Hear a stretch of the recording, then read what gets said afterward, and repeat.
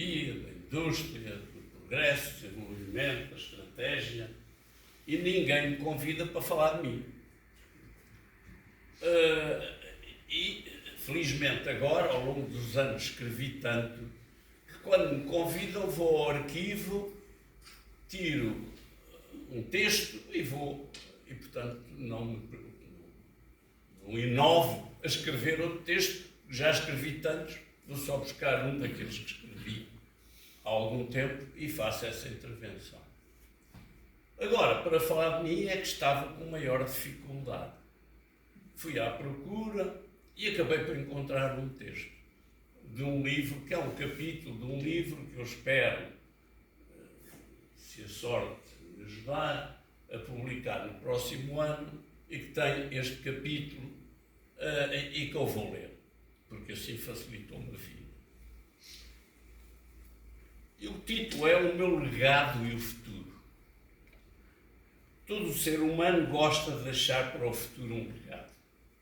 Algo que considere que teve importância e terá justificado a sua passagem pela vida.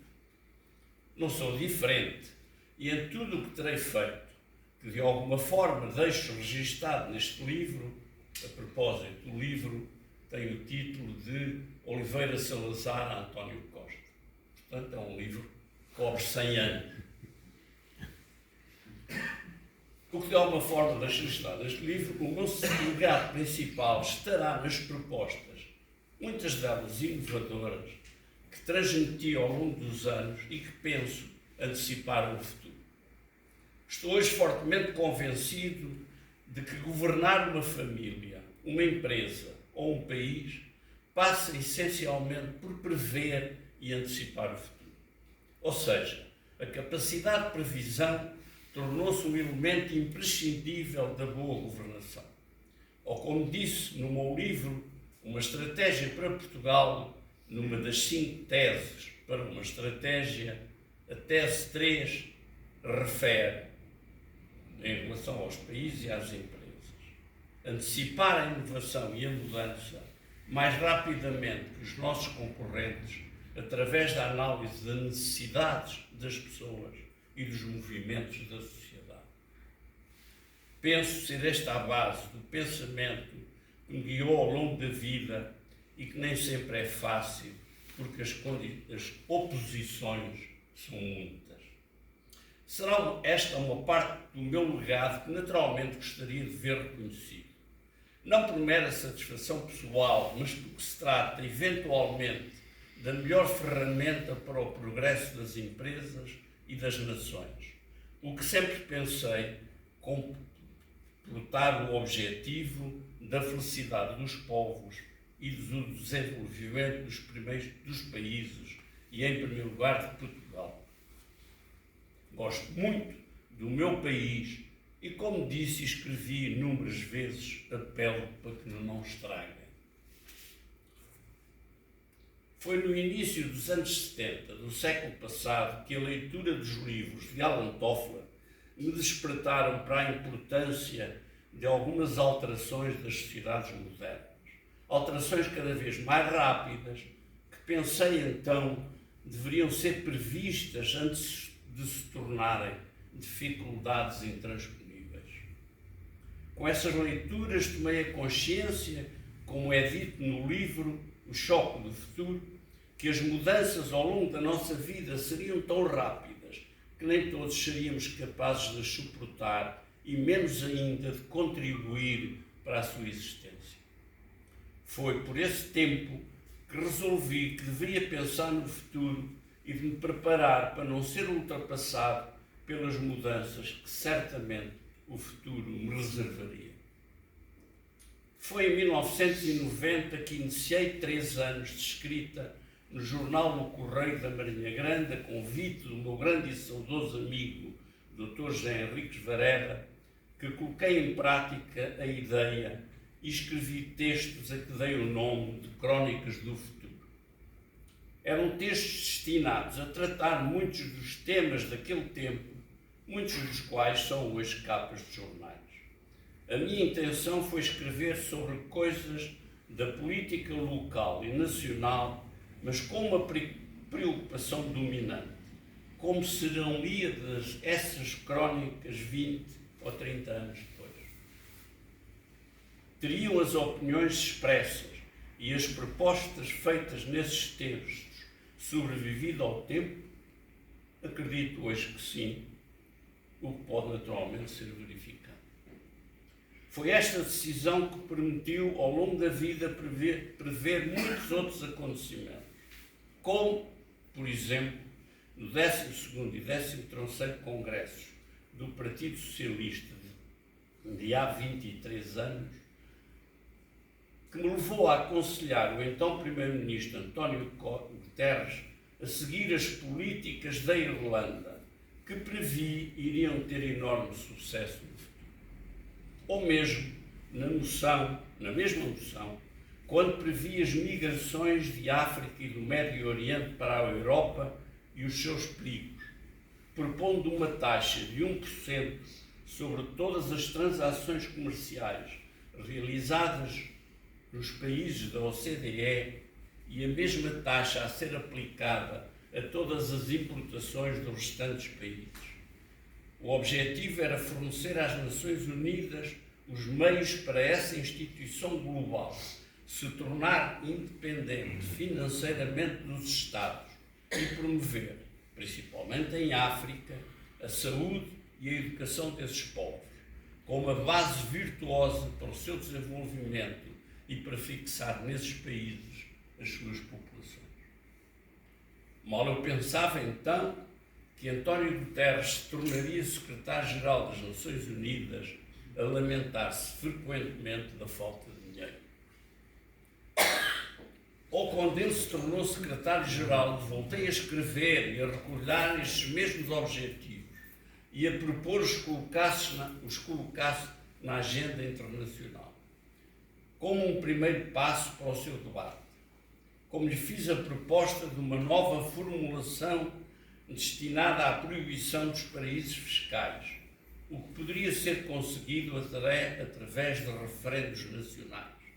Paraísos fiscais que estão na raiz da injustiça fiscal a que todos sofremos e da falta de recursos do Estado. Como sugeria ainda o controle da venda de armas para a África, venda que representa hoje uma das maiores tragédias daquele continente. Ao longo dos anos fiz muitas outras propostas inovadoras, como a comunicação que apresentei no Instituto Pedro Nunes de Coimbra sobre o que chamei as 3 fases da inovação. As 3 fases, a fase Da Vinci, a fase Edison e a fase contemporânea. O que acredito é uma lacuna grave no pensamento dos governos europeus e da União Europeia. Não tenho tempo para explicar mais, mas bastará isto e está escrito. Como mais tarde apresentei num congresso para a defesa e segurança uma comunicação sobre o que chamei Forças Armadas de um novo modelo. Ou as propostas mais recentes que fiz num texto para um novo e verdadeiro plano de recuperação e de resiliência com o título de Estratégia de Recuperação Económica de Portugal 2020-2030. Recordo ainda uma outra proposta que apresentei com o saudoso professor Veiga Simão e outras entidades, entre elas a empresa Bombardier, ao então governo Durão Barroso, para um sistema inovador de transporte de caminhões em plataformas ferroviárias. Governo cuja indiferença foi para mim assustadora e uma oportunidade perdida. Outros governos se aluíam igualmente, ainda hoje, quando a solução já foi adotada noutros países, a política oficial portuguesa é o isolacionismo ferroviário permitido pela manutenção da bitola ibérica. Continuo, portanto, a acreditar que todas estas propostas que fiz ao longo dos anos e que brigam com muitos dos conceitos estabelecidos continuam a ter hoje um enorme potencial para melhorar o mundo em que vivemos.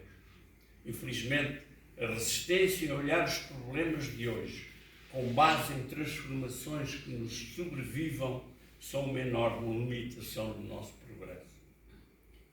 A vida permitiu-me viajar muito, conhecer outros países, viajar, visitar outras culturas e verificar que diferentes sociedades estavam mais bem preparadas para a mudança do que outras. Mas foi num curso sobre inovação para empresários europeus, organizado pela União Europeia, que tive a oportunidade e a sorte de frequentar no Japão, que de alguma forma contribuiu para uma reformulação do que pensava até então e que me conduziu a escrever um livro, uma estratégia para Portugal. Desde logo, a economia de palavras, típica da sociedade japonesa, foi para mim uma descoberta instrumental. Depois, o que é a definição estratégica para uma empresa ou para um país, se não uma previsão de acontecimentos futuros?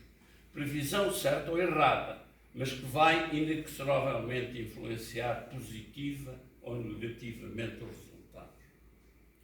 De volta a Portugal, com todas estas ideias na cabeça, assentei praça como deputado na Assembleia da República e não levei muito tempo a verificar que aquele não era o local certo para debater a questão. Não que não tenha tentado. De facto, como vice-presidente da Comissão de Economia e relator durante 3 anos do que chamavam as grandes opções do plano, tive a veleidade de propor a substituição daquele monstro, que ninguém lia, por uma síntese estratégica de uma página, o que obrigaria toda a gente a concentrar-se nas opções propostas e sobre elas a tomar decisões impossíveis de assumir com base nos tratados, nomeadamente feitos para agradar a toda a gente. Recordo que a minha referência à experiência japonesa foi considerada politicamente incorreta pelos colegas e votada negativamente no meu relatório sobre as grandes opções do plano. Mais uma vez, a sorte esteve do meu lado e conheci na direção da Associação Industrial Portuguesa, em que participava o professor Veiga Simão, amigo e mestre, que me ouviu com atenção e me ajudou a transformar uma ideia naquilo que ficou conhecida em 2003 como a Carta Magna da Competitividade, que inclui uma síntese estratégica que está ali, de uma página. A minha contribuição foi principalmente no debate da síntese, em colaboração com o professor Veiga Simão e o Dr. Jaime Lacerda. O texto da Carta Magna teve muitas outras colaborações para além da nossa. Alguns anos antes, já tinha defendido no 3º Congresso da SEDES uma comunicação sobre o mesmo tema que incluía uma síntese estratégica, a qual mereceu alguma atenção do professor Silva Lopes, que fez algumas recomendações gerais sobre o assunto e com quem tive a ocasião de aprender algumas formulações tecnicamente mais corretas.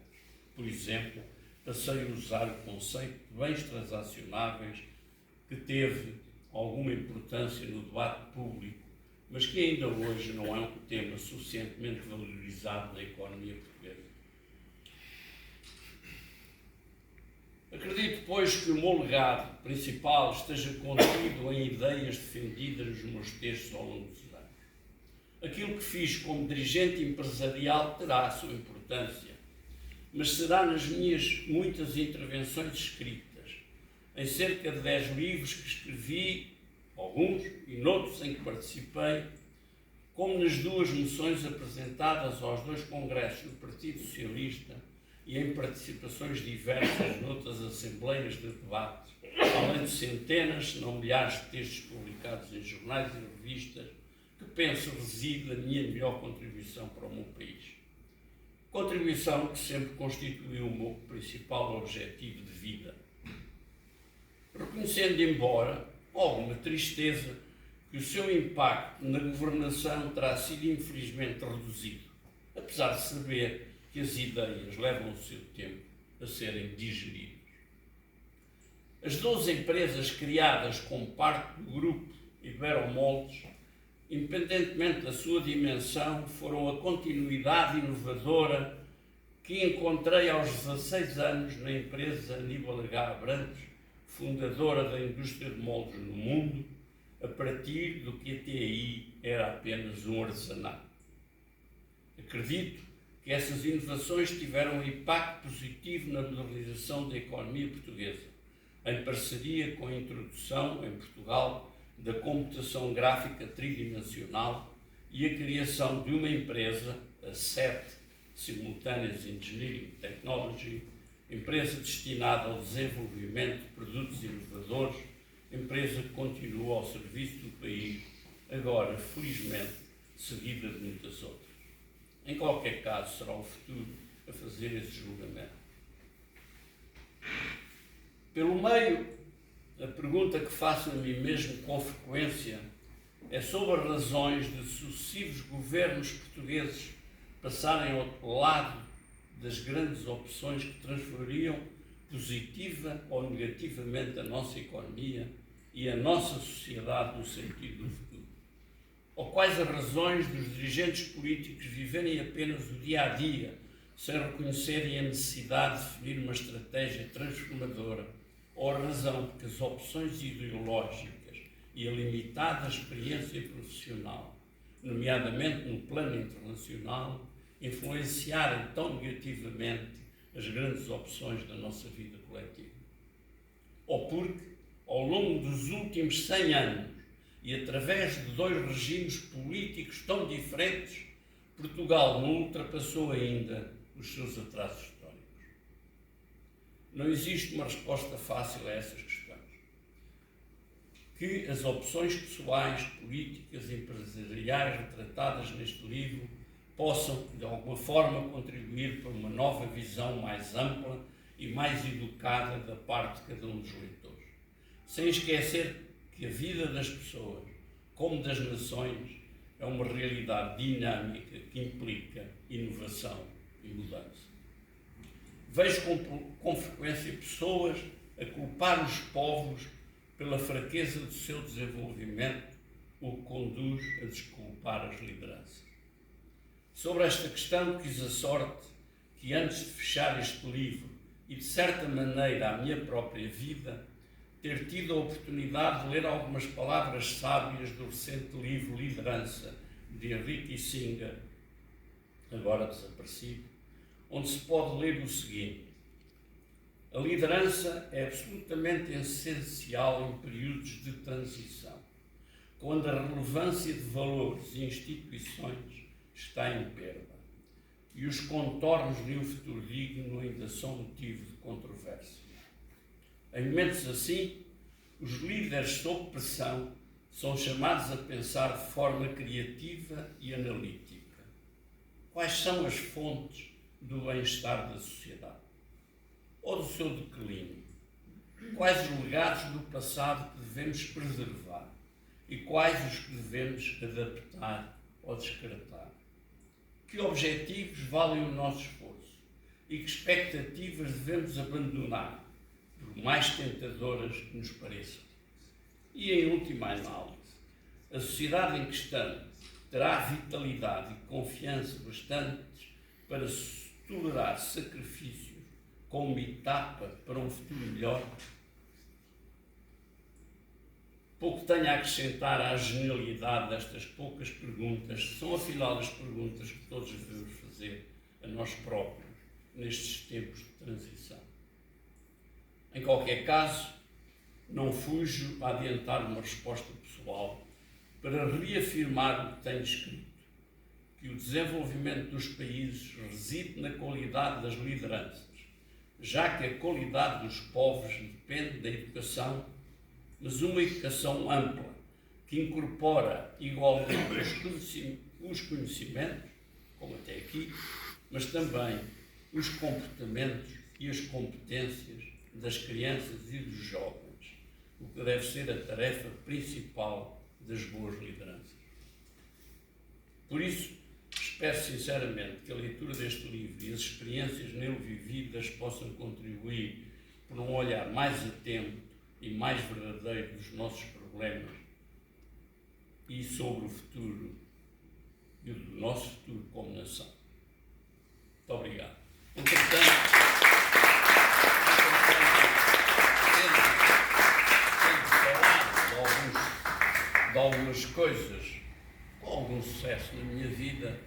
Não queria terminar sem vos mostrar o meu maior insucesso ao longo dos meus 87 anos. Está escrito, e citei, quando no Japão vi a estratégia para trás, o celular para trás, vi isto, quase que renasci. Porque em 1946 o Japão estava destruído. Os empresários japoneses tinham perdido tudo. Juntaram-se no Ministério e durante um ano inteiro debateram qual seria o futuro do Japão. No final desse ano escreveram o que está aqui. E que eu leio: no futuro a tecnologia representará o papel principal na economia japonesa. O sentido principal da reconstrução da economia japonesa é na direção da democratização da economia e na elevação dos níveis tecnológicos. 10 anos depois, voltaram a juntar-se e publicaram isto.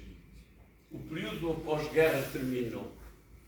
Reparem na sabedoria desta frase. Nós ainda continuamos a falar do Salazar, do Montesquieu, e já agora do Passos Coelho. Eles tiveram que fechar aquele circuito. E depois disseram: o aumento do investimento através da inovação tecnológica será o elemento principal do crescimento económico. Em relação a esta frase, acrescentaram a palavra inovação. Ou seja, andaram 10 anos a receber a tecnologia dos americanos, nos ajudaram a desenvolver, e depois acharam que seria a inovação que lhes permitia continuar o seu desenvolvimento e não ficarem dependentes dos americanos para tudo sempre. Como vos disse e vos li o seguinte: com o professor Veiga Simão, é para trás, escrevemos isto. Nem vale a pena estar publicado, podem lê-lo, para não perdermos tempo. Mas isto é o maior fracasso em todos os fóruns. Por exemplo, um deles foi recente, foi na SEDES. Eu disse: a SEDES queria pensar o país para o futuro. E eu participei na educação, na economia, e publicou-se um livro. Bom, quantas pessoas leram um livro? 1000? 5000? E depois um livro contém ideias, muitas. E como é que se vai? E cada um de nós escolhe as ideias boas ou más. Mas não escolhemos todas as mesmas ideias, é natural. Portanto, perdeu-se o esforço. Agora estou até, aliás, com o professor Gentilmar, na Sociedade de Geografia, a fazer o mesmo. E vamos também publicar um livro que também ninguém vai ler, ou melhor, alguém vai ler, mas a maioria das pessoas não vão ler. Ora, eu não consegui ser tão sintético, nem eu, nem o professor Veiga Simão, como os japoneses, porque o nosso país é um bocadinho, não era tão óbvio. No Japão de 46, não é tão óbvio em Portugal do que era óbvio no Japão de 46. Mas o fator humano qualificado e culto e motivado, a produção científica e tecnológica organizada e o acesso rápido, fácil e barato ao mundo através de telecomunicações, de sistemas de informação e transportes são os nossos recursos essenciais. Bom, as pessoas podem dizer não, mudar uma palavra ou outra, mas não se pode ignorar porque é fácil, está escrito, lê-se. E o país inteiro pode dar a sua opinião sobre uma estratégia, porque porque ela é concisa, é simples, é feita com poucas palavras. E a minha grande frustração, se quiserem, a minha grande derrota, é em todos os fóruns em que defendo isto, toda a gente acaba por concordar, mas ninguém pratica. Vai lá mais um grupo, uma universidade, um centro de debates, escrever um livro. Deixo-vos esta realidade, no fundo falei-vos de realidades, e muito obrigado.